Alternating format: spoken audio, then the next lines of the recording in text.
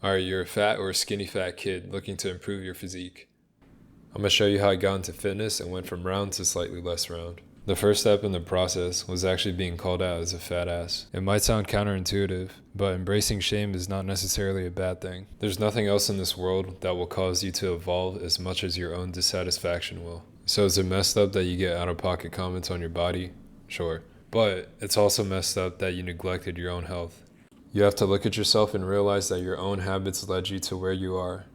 But the good news is that you're in complete control of them and you can change. The next step is to implement new habits.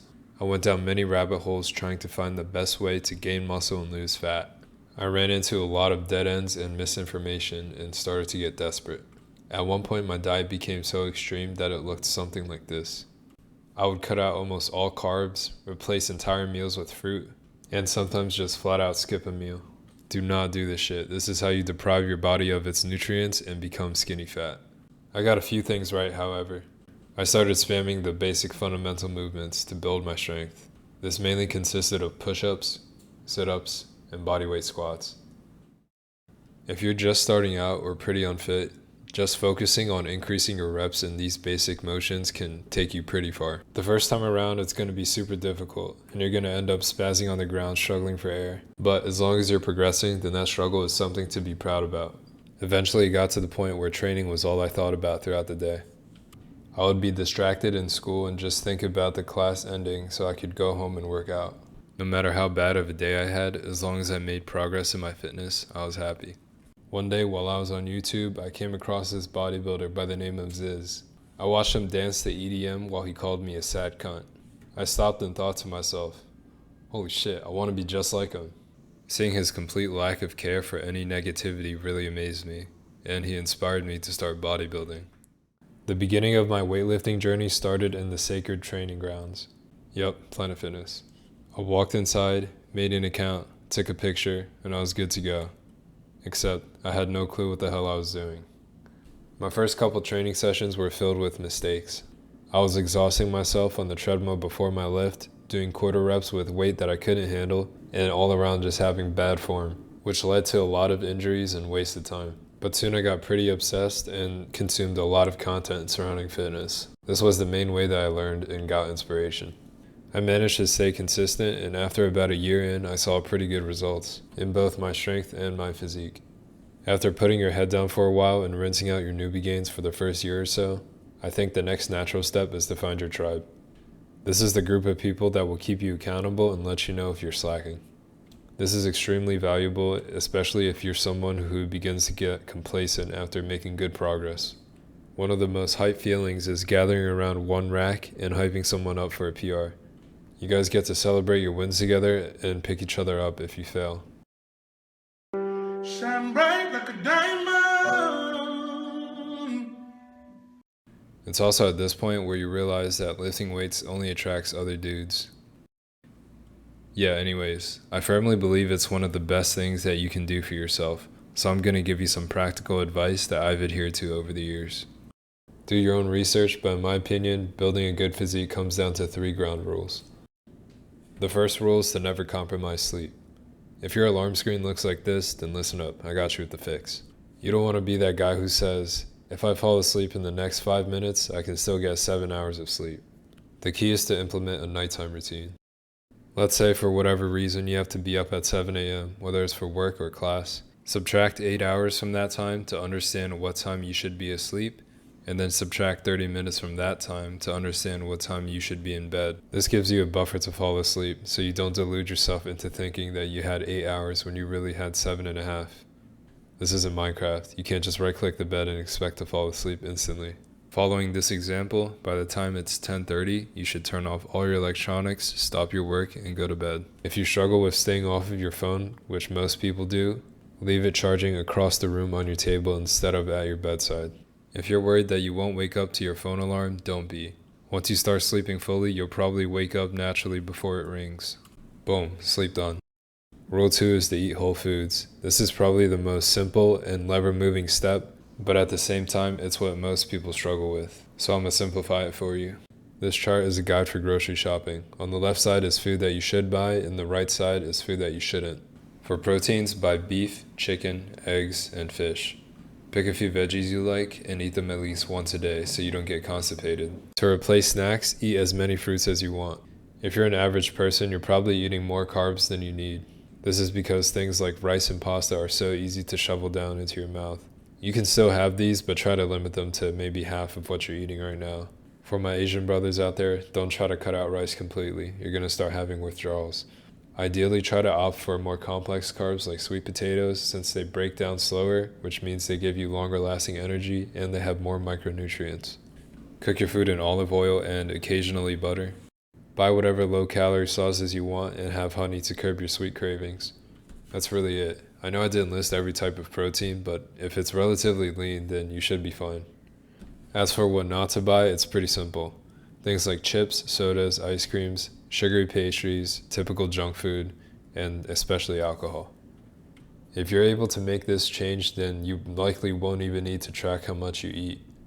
The foods on the left side are so much more filling, yet lower in calories.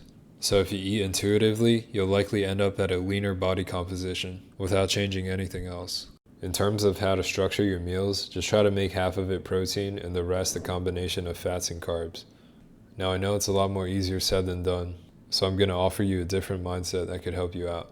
The next time you're walking in a grocery store and you see something tempting, but you know it's bad for you, don't pick it up, stare at it, and have a war in your mind on whether or not to put it in your shopping cart. Instead, look at it and realize that it's a low-quality food that you shouldn't eat if you respect yourself. It will do nothing but harm your progress and make you feel bad afterwards. If you're able to do this, as a bonus, your face will become less puffy and you'll probably lose a lot of your acne. Of course, the point is not to avoid junk food for the rest of your life. If your grandma offers you a cookie, you better take that shit. The point is to just stop buying these foods yourself so you encounter them a lot more rarely. Of course, if you make them more available to you, then you'll eat them more. If you're like me, you're probably not trying to become a pro bodybuilder. You just want to look kind of sick. So eating healthy about 80% of the time is probably a good balance between keeping your sanity and still making progress. Boom, that's diet taken care of. Last but not least is training. I'm not going to go over a full workout routine because that would just waste your time. Instead, I'm going to go over the most important concepts to keep in mind when training and just link a basic workout plan that I've used in the description. The preliminary step to training is knowing proper form. You want to use the proper technique and full range of motion. This will allow you to get the most benefit out of your reps and keep you from getting injured. Basically, before you try something, search up a YouTube video of a guy doing it. The next concept is progressive overload. In simple terms, this means pushing more weight than last time, whether it's by doing more sets, reps, or more simply lifting a heavier weight. After training for a while, you're not going to be able to overload every session, but in order to make sure that you do overload over the course of months and years, you have to keep a training logbook. Track your sets however you want. The Notes app on your phone is good enough for most people. This can be boring, but don't get lazy with it. Neglecting this step can lead to sessions where you didn't really push yourself because you weren't aiming for a score to beat. To do this properly, you have to control your rest time. I'd recommend 45-second sets and 90-second rest times, with at least 6 sets per muscle group per workout. This is just a starting point. I encourage you to play with your timings to see what allows you to keep your intensity high while still being able to give each set a lot of effort. The last concept I want to cover is to train hard. If you're looking to derive the most benefit from your workout, then you should be pushing a lot of your sets till failure. You'll know you're doing this right if you're struggling to maintain a straight face or keep the right form. Never be afraid to grunt or make sounds in your last struggling reps. You're going to end up making more gains than the people who think you're trying too hard. Like bro, that's literally the whole point. That's training covered. By combining these principles, you will undoubtedly achieve a more muscular physique. By breaking down muscles in training and supplying them with the proper rest and nutrition needed to rebuild them, the tissue will rebuild stronger and larger, giving you those gains you deserve. Now to end off with a few bonus tips.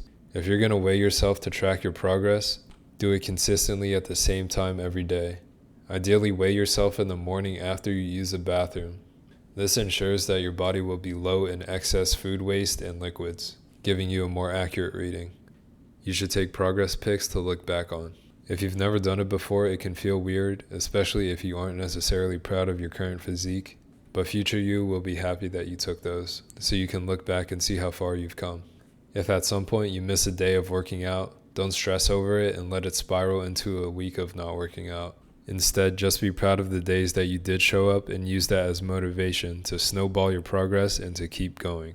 Just because you miss a day doesn't mean you're going to lose all your gains. That's not how it works. Draw on external sources as motivation. I know it can be hard to show up some days, especially if it's raining outside or if you're just feeling really weak. Just think about your crush or that fictional character's physique you've been chasing. Lastly, just practice patience. The beginning is going to be the hardest, since you're going to be implementing changes that don't necessarily bear fruit immediately.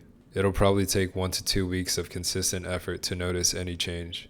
Ultimately, it's up to you whether you want to live a meaningful life of progress or experience the pain and regret that comes with never growing. So don't give up and stay on the path. Shout out to these YouTubers who have been a wealth of inspiration and fitness knowledge throughout the years.